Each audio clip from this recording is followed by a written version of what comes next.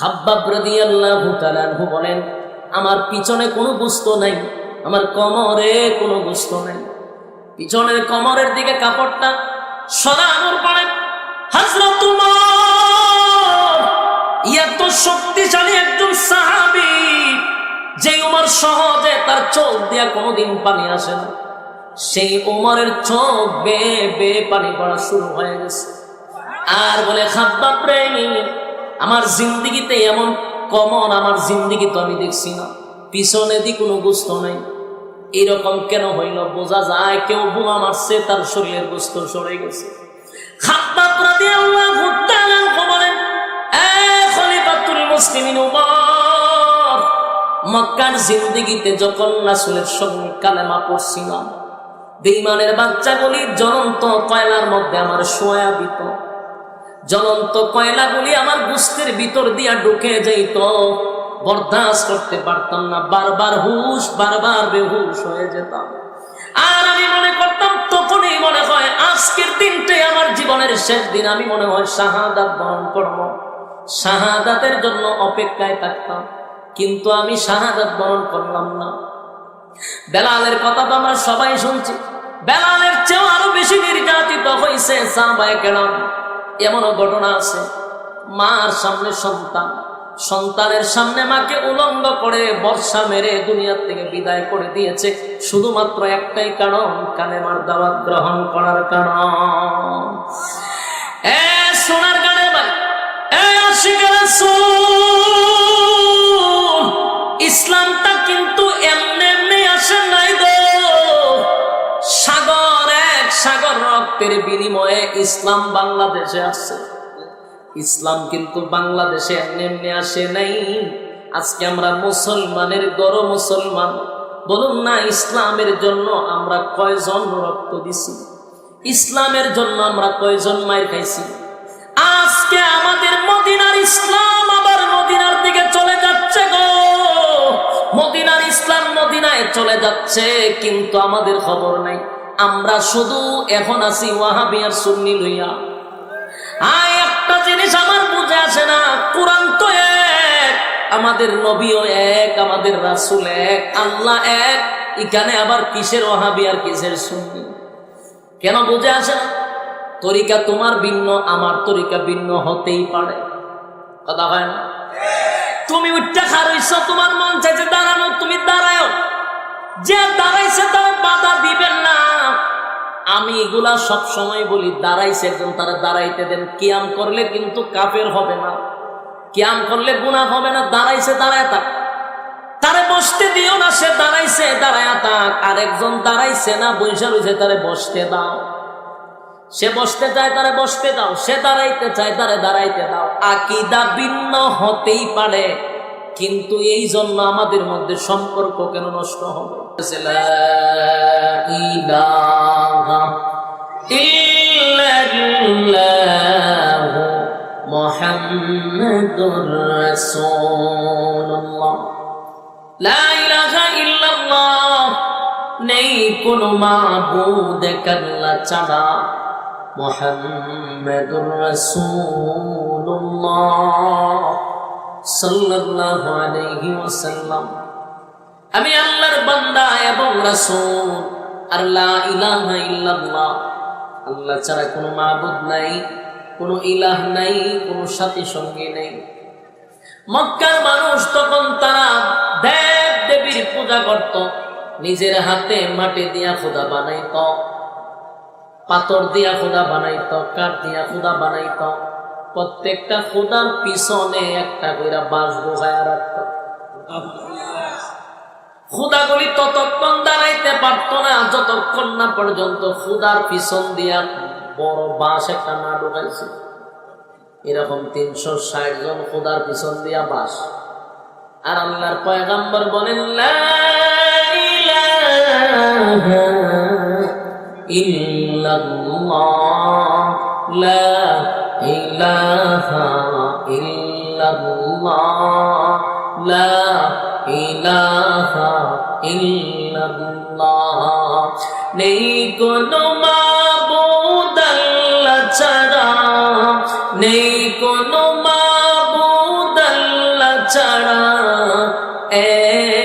খোদার পর দুই খোদায়ার তিন খোদা মোরা কিছু মানি না, বলো লা ইলাহা ইল্লাল্লাহ, লা ইলাহা লা ইলাহা ইল্লাল্লাহ। নেই কোনো মাবুদ আল্লাহ ছাড়া। মানুষের কাছে নবী দাওয়াত দেয়, আর মানুষ পিছন দিকে কিছু চেলাফেলা লাগাইয়া দিছে। আল্লাহর পয়গম্বরকে পাগল পাগল পাগল বলে মানুষের সামনে তাড়ায়া দেয়। ছোট ছোট বাচ্চাদেরকে ডিল মারে তারা, পাগল পাগল বইলা নবীর পিছনে তারা ডিল মারে। এই পরিস্থিতিতে আল্লাহর নবীর মন খারাপ হয় না। আল্লাহর নবী এরপরও মানুষের কাছে গিয়ে দাওয়াত দিতেই লাগলো, কারণ অর্ডার হলো আল্লাহর পক্ষ থেকে, তাই মানুষ তাকে গালি দেয়, কষ্ট লাগে না। একদিন আল্লাহর পয়গম্বর চোখ দিয়া পানিগুলো ছেড়ে দিয়া কান্না শুরু করছে গো। নবীজির চোখ বেয়ে বেয়ে দাড়ি বেয়ে বেয়ে পানি পড়া শুরু হয়েছে। আল্লাহ জিগায়, হাবিব আপনি কেন কান্দেন? কোন কারণে কান্দেন গো নবী? কিসের কারণে আপনি কান্দেন? আল্লাহর নবী বলেন, আমি কেন কান্দি মালিক রে আপনার তো জানারও বাকি নাই। তারপরও কেন জিগান? আল্লাহ বলেন, নবী গো আমি আপনার জবান দিয়ে কথা শুনতে যে আমি আল্লাহর ভালো লাগে। সুবহানাল্লাহ। এই আশিক রাসূল সুবহানাল্লাহ কই না কেন? গানও টন মারলে দি সুবহানাল্লাহ বলে হারে যান। হ্যাঁ, নাচতে পারলে বক্তার দাম বাড়ে। এখন মজা লাগে না? রাসূলের শান কারে কয় বালা করে শুনবে। খালি গান গায়ে শান গাওয়া যায় না, গান গাইলেই নবীর শান হয় না। নাচানাচি করে ডিগবাজি দিলে নবীর শান হয় না। নবীর শান বলতে গেলে আদব নিয়া বলতে হয়, দিল মাকা দরদ নিয়া বলতে হয়। লাফালাফি কইরা গান গাইয়া মাউথপিস ফালাইয়া এইভাবে কিন্তু নবীর শান বলা যায়। আজকে একটা ডাক মেরে দিছে ভাড়ার মতো, এইভাবে নবীর শান হয় না। নবীর শান বলতে গেল আদব লাগে, দিল মাকা দরদ নিয়া নবীর কথা বলতে হয়। যুবক ভাইরা আমার, আল্লাহর নবীর চোখ বেয়ে বেয়ে পানি পড়ে, গাল বেয়ে বেয়ে পানি পড়ে। আল্লাহ জিজ্ঞাসা করে, নবী গো কেন আপনি কান্দেন? কোন কারণে কান্দেন? আল্লাহর নবী বলেন, আমি কেন কান্দি আপনি মালিকের কি জানার বাকি আছে? আল্লাহ বলেন, আপনার কণ্ঠের থেকে আপনার জবান থেকে আমি কিছু শুনতে চাই গো নবী। আপনি বললে যে আমি আল্লাহর ভালো লাগে, জোরে কোন সুবহানাল্লাহ। আল্লাহ কয় আমার ভালো লাগে গো নবী, আপনার জবান থেকে আমি কিছু শুনতে চাই গো নবী। আপনি একটু বলেন, আপনি বলেন কেন কান্দেন?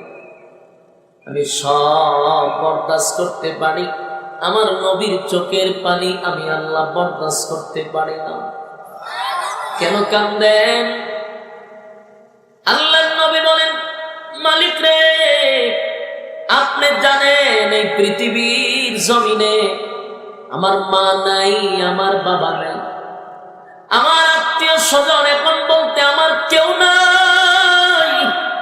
যারা আমার আত্মীয় স্বজন ছিল তারাও বিরোধিতা করে।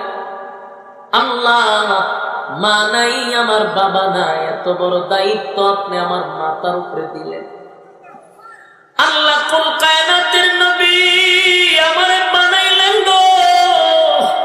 আমি শুধু দুনিয়ার নবী নয়, আমি শুধু জমিনের নবী নয়, আমি আসমানের নবী, জমিনের নবী, ফেরেশতার নবী, মানুষের নবী, জিনেরও নবী, আমি গাছের নবী, মাছের নবী, কুল কায়নাতের নবী। আমি এত বড় দায়িত্ব আপনি আমাকে দিলেন, অথচ আমার মা নাই, বাবা নাই, আমার পক্ষের কোন লোক আমার কাছে নাই। আল্লাহ তারপরে আমি দিনের দাওয়াত লইয়া মানুষের দ্বারে দ্বারে যাই গো। মানুষ আমারে পাগল পাগল পাগল বলে আমারে গালি দেয়, আমার কষ্ট লাগে না। আমারে পাথর দিয়া ঢিল মারে, আমার কষ্ট লাগে না। আমার পিছন দিয়া ছোট ছোট বাচ্চাগুলি ঢিল মারে পাগল পাগল বইলা, আমার কষ্ট লাগে না। কারণ আমি আপনার মালিকের দায়িত্ব পালন করতেছি। আমার মালিকের দায়িত্ব পালন করতে গিয়া যদি শরীরের রক্ত জড়াইতে হয়, আমি নবী প্রস্তুত আছি। কিন্তু আমি কান্দি, যেই কারণে আমি কান্দি, আমার কান্নার কারণ হলো মানুষ আমার ঢিল মারে, আমার কষ্ট লাগে না। কিন্তু আমার কষ্ট লাগে, আমার তো মা নাই, বাবা নাই। আমার চাচা আর চাচি হলো মা বাবার মতো, আমি আমার চাচারে বাবার মতো মনে করি, আমার চাচিরে আমি মার মতো মনে করি। সেই মার মতো চাচি, বাবার মতো চাচা আমারে কেমনে গো মানুষের সামনে পাগল পাগল বইলা গালি দেয়। আল্লাহ, আমি বরদাস্ত করতে পারি না। আমার চাচা চাচি তো জানে আমি সুস্থ, আমি পাগল না। কিন্তু মানুষের কাছে আমার চাচা আর চাচি গিয়া বলে আমি পাগল, আমি অসুস্থ, আমার কথা যেন কেউ গ্রহণ না করে। তাই আমি কালেমার দাওয়াত লইয়া গেলে পড়ে মানুষ আমারে বলে তোমার আপন চাচা, তোমার আপন চাচি আমাদেরকে বলছে তুমি পাগল, তোমার কথা যেন আমরা না শুনি। হে মালিক, বলো না, নিজের মানুষ যদি আমারে পাগল কয় গো, আমি মানুষের কাছে কেমনে দাওয়াতটা লইয়া যাই? আল্লাহ নবীর চোখ বে বে পানি পড়ে, আর নবী কান্না শুরু করছে। আল্লাহ, আমার মানুষ আমাকে পাগল বলে দুঃখ লাগে না, কিন্তু আপন চাচা চাচি পাগল বলে, আমার লেস কাটা বলে, আমাকে নির্বংশা বলে। আমার কোনো বংশ নাই, আমি লেস কাটা, আমার কোনো বাচ্চা কাচ্চা নাই। আল্লাহ নবী কান্দে আর বলে মালিক, আমি কেমনে দিনের দাওয়াত লইয়া যাই? মানুষ আমার কথা কি গ্রহণ করবে যদি নিজের মানুষ পাগল পায়? আল্লাহ নবী কান্দে, সান্ত্বনা দেওয়ার মতো কেউ নাই রে। নবীরে যে সান্ত্বনা দিবে নবীর কেউ নাই। আল্লাহ বলেন আমার বন্ধু কান্দে, সান্ত্বনা দেওয়ার মতো দুনিয়ায় কেউ না থাকলেও আমি আল্লাহ আমার নবীরে সান্ত্বনা দিব। জোরে কোন সুবহান। আরো জোরে বল আল্লাহু আকবার। আরো জোরে বল আল্লাহু আকবার। আল্লাহ স্বয়ং বলেন নবী গো, কান্দেন না, কান্দেন না, আপনি কান্দেন না, আমি আল্লাহ আপনাকে সান্ত্বনা দিচ্ছি গো নবী, ঘাবড়াইবেন না, মন আপনি খারাপ করবেন না। আমি আল্লাহ ওয়াদা দিলাম, যারা আপনাকে পাগল বলে, মানুষের কাছে আপনাকে পাগল সাজাইতে চায়, যারা আপনাকে মানুষের সামনে ছোট করতে চায়, আমি আপনার ওয়াদা দিলাম গো নবী, আপনার পয়গাম্বর হিসাবে, আপনি একজন রাসূল হিসাবে, আপনার দিন ধর্ম ইসলাম প্রচার এবং প্রসার করার জন্য আমি আল্লাহ তাদেরকে রাখলাম, তাদেরকে দিয়া আমি আপনার প্রচার আর প্রসার করাবো।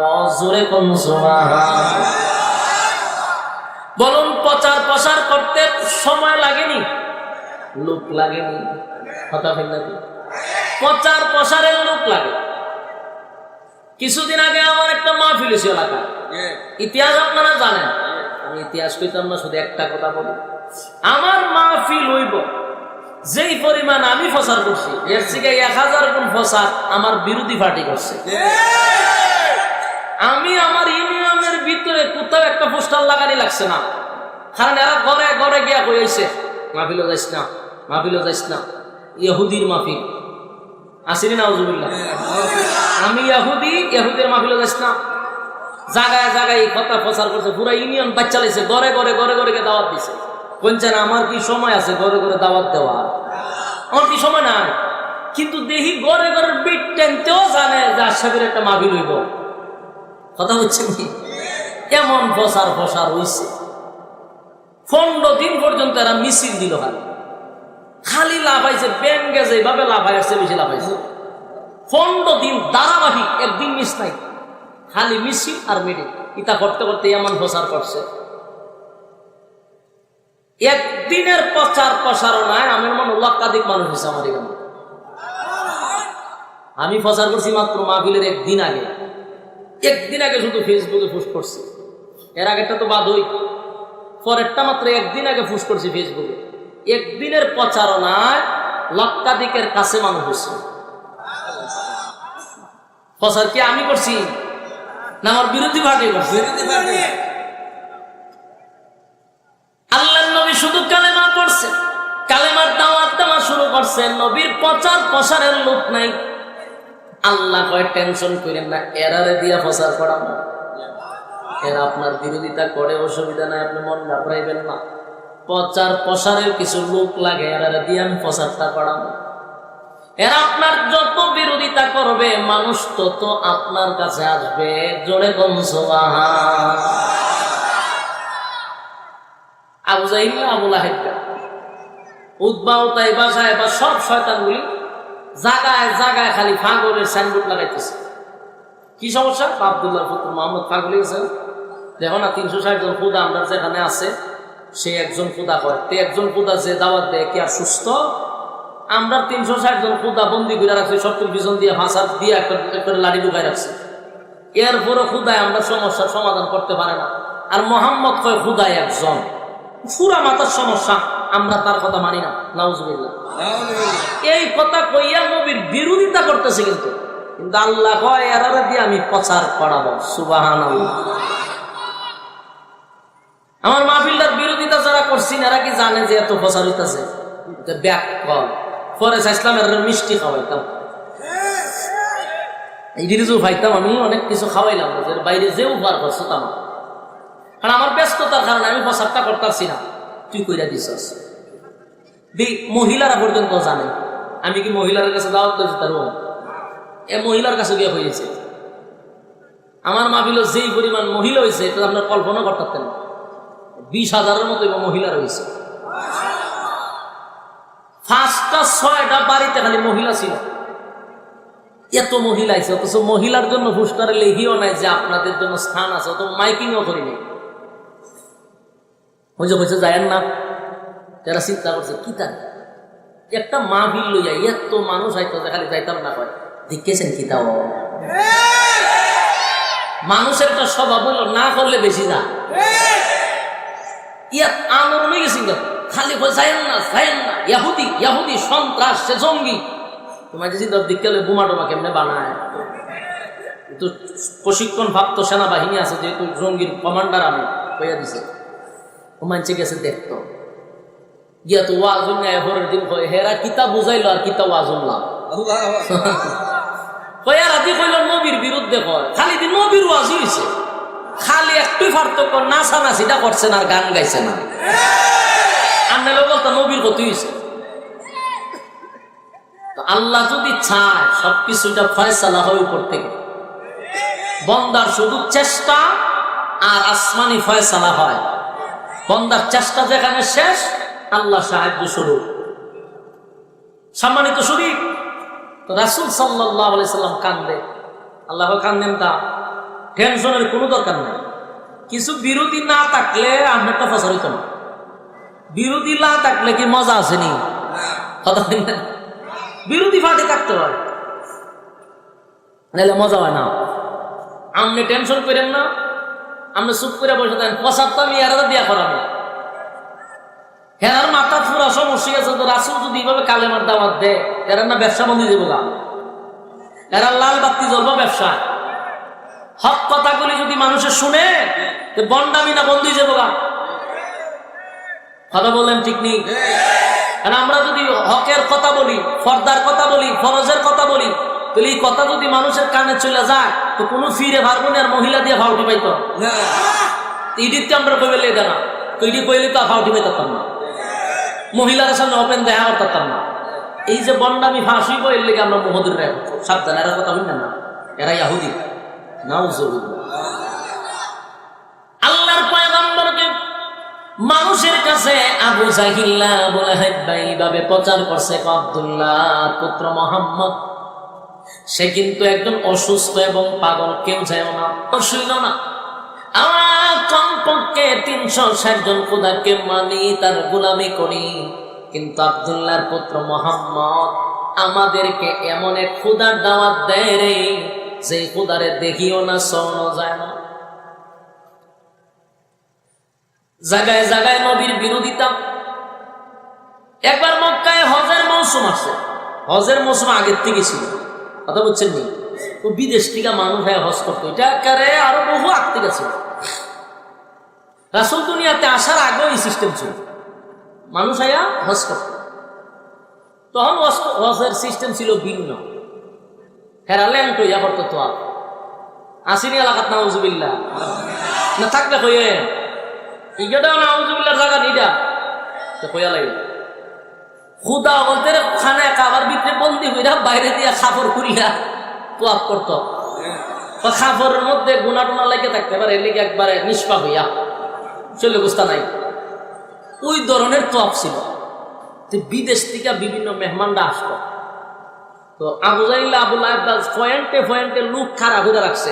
যেমন মনে করেন সোনারঘাট থেকে ঢুকার যে রাস্তা, এই সাততালিয়া মেন রাস্তার মধ্যে লুক খারাপ হয়ে রাখছে। মানুষটা আগের থেকে সচেতন করতে হবে, শুনেন হজ করতে যাইবেন, হজ করে সুদা যাবেন আবার দেশ ডাইনে বামে যায় না। আমরা এই এলাকাতে নতুন একটা পাগল হয়েছে, মাথায় সমস্যা, অসুস্থ, তার কথাটা তো শুনলেন না, মারাত্মক। মানুষটা এইগুলো শোনাইতেছে জায়গায় জায়গায় পয়েন্টে পয়েন্টে এইভাবে আবু জাহিল আবুল আব্বাস লুক খারাপ করে রাখছে। মানছেও কি তার পাগল হইলে হইছে, পাগলের কথা কি জায়গায় জায়গায় এইভাবে একবারে নিফলেট টাঙ্গায় টাঙ্গায় সাইনবোর্ড লাগায় টাঙ্গায় কম দরকার আছে? পাগল হয়েছে এক মানুষ, পাগল হয়ে গেছে। ইটা আবার ফসারের কি দরকার? কথা বুঝেন নাই? পাগল হয়েছে, পাগল তো মানুষের হইতেই পারে। ইটা নিয়ে আমরা জায়গায় জায়গায় খালি কথা খারাপ করে, খালি পাগলের ওই সচেতন করে দিলে মনে হয় পাগল শুধু শুধু পাগল না, যে বড় পাগল। যেই পাগলের কথা এরা জায়গায় জায়গায় হয়, এটা শুধু মোটু কোনো পাগল না, এটা আন্তর্জাতিক খ্যাতি সম্পন্ন পাগল। এই পাগল না দীক্ষা যায় কেমনি বলুন? না করছিল, আগ্রহ বাড়ছে না কমছে? আগ্রহ বেড়ে আছে। না পাগল একটু দেখতুই যে এই পাগল আছে, সারা দেশে সাংবাদিকরা নিউজ করতেছে, এরপরে এটা নিয়ে জায়গায় জায়গায় পয়েন্টে পয়েন্টে আলোচনা হইতেছে। এইটা শুধু পাগল না রে, এই পাগল দেখতেই আর আকর্ষণ বেড়ে গেছে। আব্দুল্লাহর পুত্র মোহাম্মদ পাগল, চতুর্দিকে তারা ঘোষণা করলো আবু জাহিল আবুল আব্বাস জায়গায় জায়গায় জায়গায় জায়গায় মানুষের কাছে বিদেশি মেহমান এলে সাবধান সাবধান যায় না।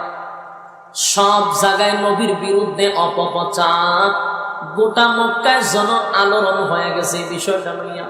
মানুষ কয়েকটা নজর তো দেখতে যাওয়ার লাগবে।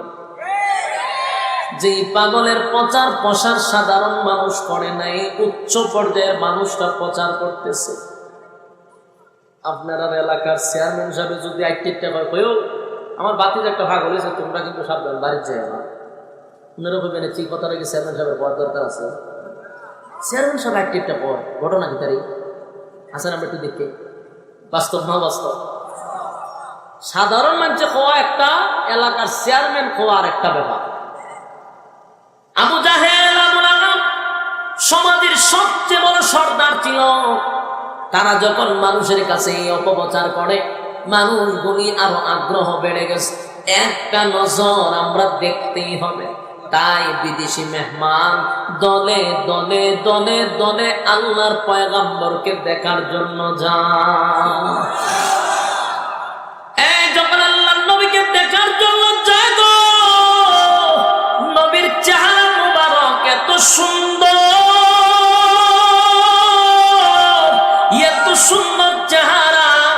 আমার আল্লাহ বলেন, আমার সৃষ্টি জগতের মধ্যে আমার নবীর চেয়ে সুন্দর কাউরে বানাই না। বেঈমানরা গেছে পাগল দেখার জন্য, যেই মাত্র নবীর চেহারা মুবারকের মধ্যে তাকাইছে, তারা পাগল হয়ে গেছে, নিজেরাই পাগল হয়ে গেছে।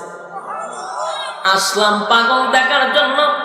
এমন সুন্দর চেহারা জিন্দেগিতে কোনোদিন দেখি নাই দেখি নাই দেখি নাই। তারা নবীর চেহারার প্রতি পাগল হয়ে গেছে, চিৎকার দেওয়া শুরু করছে, এই সুন্দর মানুষ কোনোদিন পাগল হতেই পারে না। পাগল হইলে তো পাগলের লক্ষণ দেখলেই বোঝা যায়। কথা বলেন।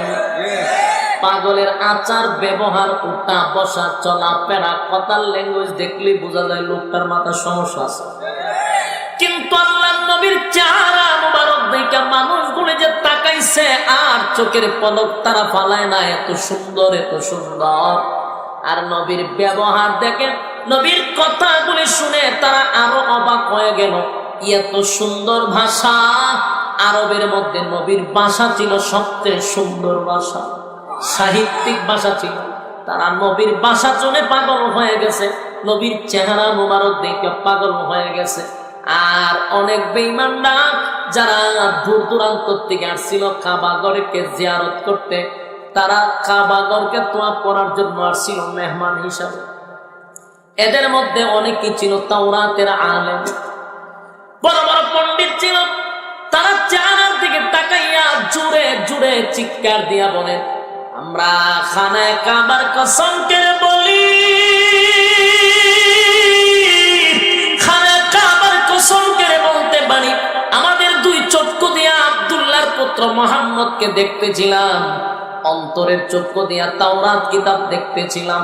দুটোটা মিলায়া দেখলাম আমরা তাওরাত কিতাবে পেয়েছি যিনি আখির জামানার পয়গম্বর হবেন, ওনার চোখ মুবারক কেমন হবে, ওনার চুল মুবারক কেমন হবে, কপাল মুবারক কেমন হবে, ঠোঁট মুবারক কেমন হবে, বডিটা কেমন হবে, সৌন্দর্য কেমন হবে, সব A to Z বর্ণনা আছে। প্রত্যেকটা তাওরাতের রেফারেন্স অনুযায়ী আমাদের সামনে যিনি দাঁড়ানো, খানায় কাবার কসম উনি আল্লাহর পয়গম্বর, এর মধ্যে কোনো সন্দেহ নাই। কালেমা পড়ায়া দেন, লা ইলাহা ইল্লাল্লাহু মুহাম্মাদুর রাসূলুল্লাহ সাল্লাল্লাহু আলাইহি ওয়াসাল্লাম। বলুন পাগল বলে লাভ হইছে না লস হইছে? কথা হয় না? যুবক বেঈমানরা বলে উনি তো পাগল হতে পারে না, আমরা তো শিক্ষিত মানুষ, আমরা কিন্তু তাওরাত পড়ি, আমরা তাওরাতের বর্ণনা অনুযায়ী ওনার চেহারার দিকে তাকাইছি, উনি আল্লাহর পয়গম্বর, এর মধ্যে কোনো সন্দেহ নেই।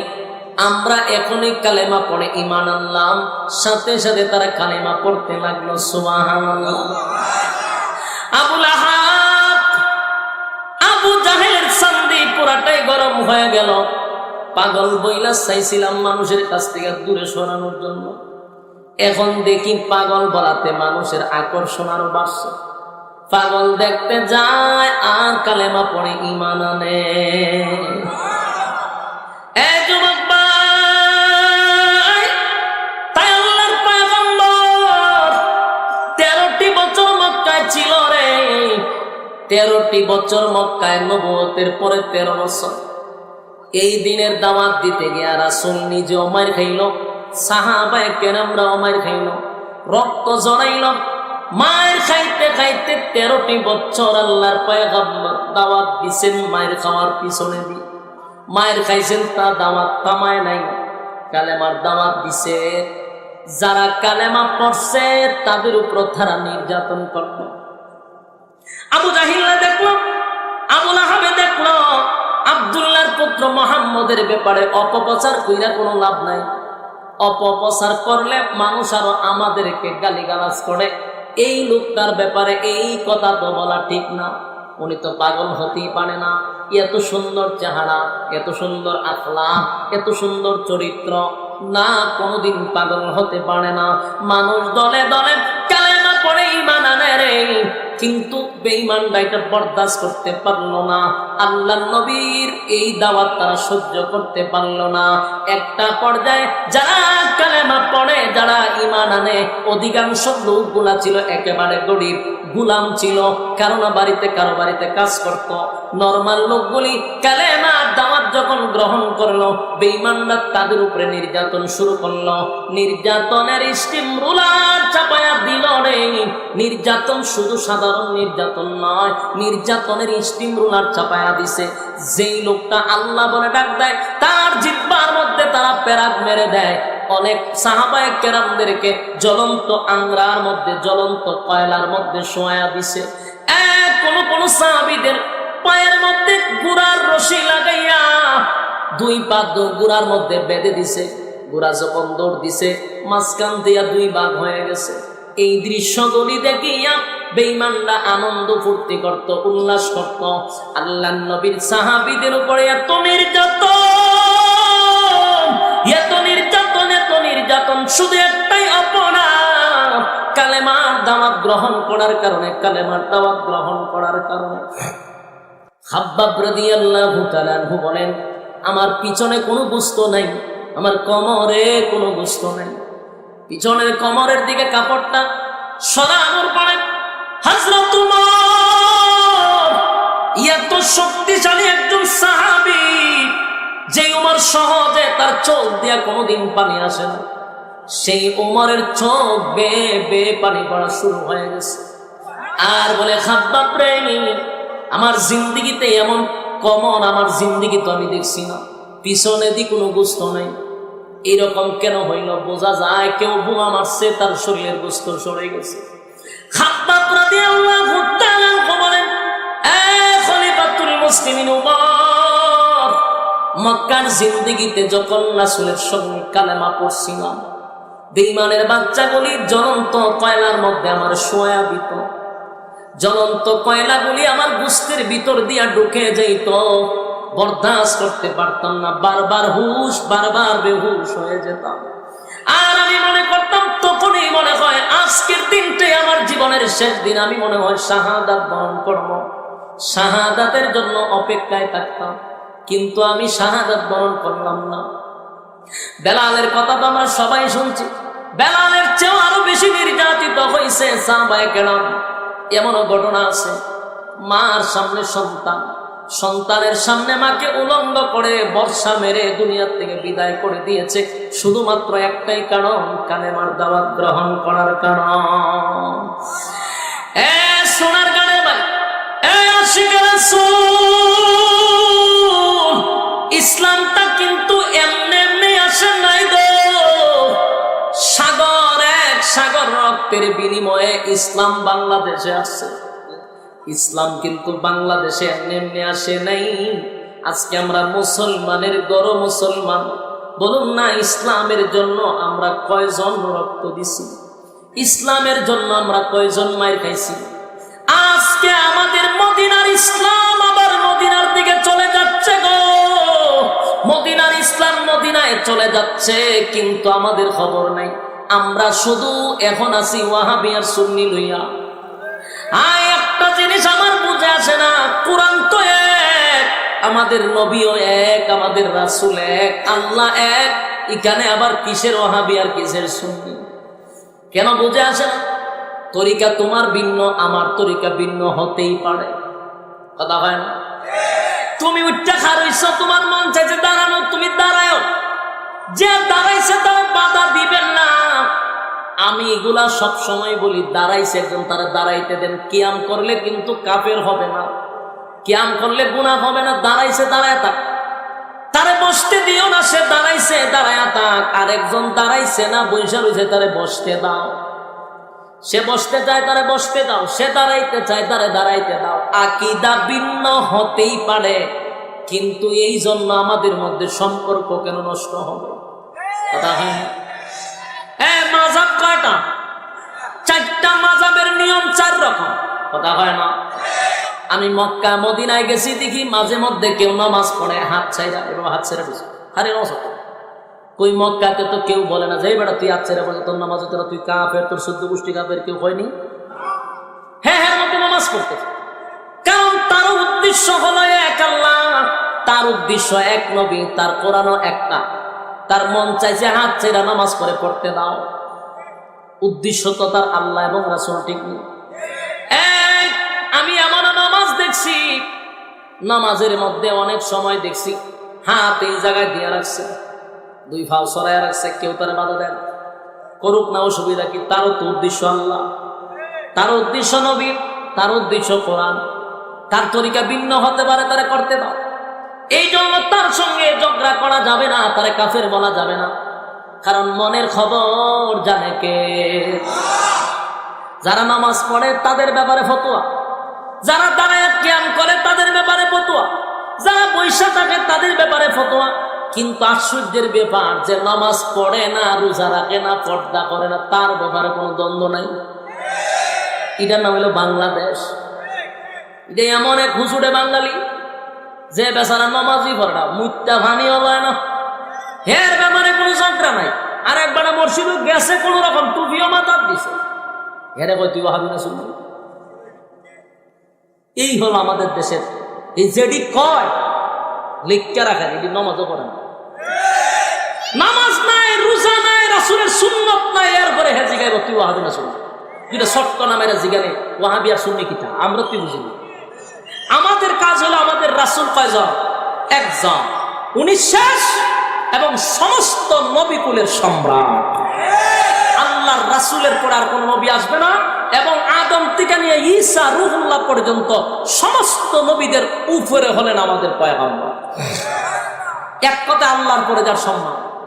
তাহলে নবী তো আমরা সবাই মানি, সবাই নবী মানি, নবী ছাড়া বিকল্প কোন রাস্তা নাই। হুতাহুতি কেড়ে, এই কুচাকুচি গুতাগুতি কেড়ে তরিকা, বারবার বলছি তরিকা ভিন্ন। তোমার পীর আমার পীরের সাথে মিলত না, সমস্যা কি? তুমি তোমার পীর আসো, আমি আমার। কিন্তু মূলত তো আমরা মুসলমান, কিন্তু মুসলমান এখন হয় না, হয় ইহুদি। আমার ইহুদি বানাইছে, আমার ইহুদি বানাইছে, আমি বলি ইহুদি। কেন? হারুই না, কেন নাচানাচি করি না, কেন আমি গান গাই না, হ্যাঁ গান গায় না, রাসূলের শান গায় না, হে কি আর মুসলমান? এ ইহুদি। নাউজুবিল্লাহ। মাথাতে টুপি লাগাইছে, এটা কি তা ঐতিহ্য ছিল দাদা দাদি না রাসূলের সুন্নাত? টুপি তো লাগাইছি রাসূলের মহব্বতে, দাড়িতে রাখছি, এটা কিসের লাগিয়া? নবীর সুন্নাত না, না কোনো ঐতিহ্য? নবীর সুন্নতে দাড়ি লাগে না। পাঞ্জাবি লাগাইছি, নবীর সুন্নাত, হাত থেকে মাথা পর্যন্ত নবীর সুন্নাত দিয়ে সাজাইছি আমরা, ওই ইহুদি।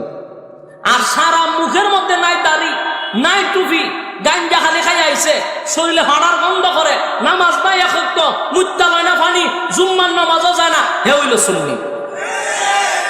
কেরে রে ভাই, তোর চোখে কি আমরা মুসলমান লাগে না? হ্যাঁ, নামাজ তো আমরা বাদ দিই না, রাসূলের দাড়িও সুন্নত থাকলাম, টুপিও মাথার দিলাম, বেটা ও তুই রাসূল রাসূল করি চলি, ওয়াজও খালি রাসূলের শানেই করি, এর পরও আমরা হইলাম ইহুদি। মূল কথা এটা না, মূল কথা। আমি একটা গল্প করি, আমার ওয়াজ শেষ করলাম। আমি আনসারী সাহেবের ওয়াজ একটা পয়েন্ট শিখছিলাম, আমার হঠাৎ করে পয়েন্টটা এত যুক্তিক লাগছে, হুজুর মারা যাওয়ার পরে এই যুক্তিটা দিন গাড়ির বইয়া শুনলাম, এবং এটা আমার ভিতরে রাখছে যে মূল ঘটনা তুই গান।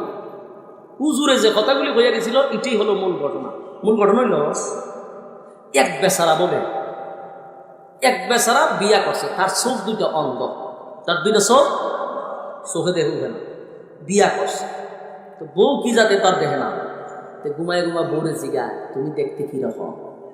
বউ ইয়া আমি যে সুন্দর, আমার তো মানে উড়পুরি ডাক্তার আগে ওলা সুন্দর, আমি তোমার খফালে পাইছে আমার মতো বেড়া হইরি খানা, বেড়াও তো সুন্দর বউ পাইছে, তে যাও তোমার আমি উড়পুরি নাম দিলাম, তে উড়পুরি ডাকে। কিন্তু এর যে বউ, এটা আমাবস্যার সিগারও খালা, আমাবস্যা রাত তো 12-11টার আমি তোকায় পাইতাম না, যদি আসিতে চলে দাঁত দিকে দৌড়ে যেতে পারে, এমন খালার খালা। এ খানা বেড়া তো চোখে দেখে না, বউয়ের বোঝায় যে আমি খুব সুন্দর, এ তো চোখে দেখে না, এর তো দিন রাত সব সমান হোক, তে হয়তো যাক উড়হুড়ি একটা পাইছি আমি সুন্দর, তুই নাম পালাইছে উড়হুড়ি। তুই এইভাবে চলতেছে দিন খা। একদিন গ্রামের মানুষ কইও তোমার চোখের অপারেশন করাবো আমরা ফ্রিতে, ফ্রি চিকিৎসা করাবো।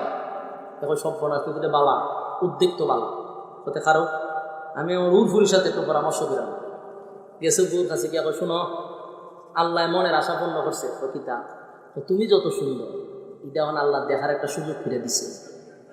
ও বলে কেমনে? হয় ফ্রিতে অপারেশন করে দিব।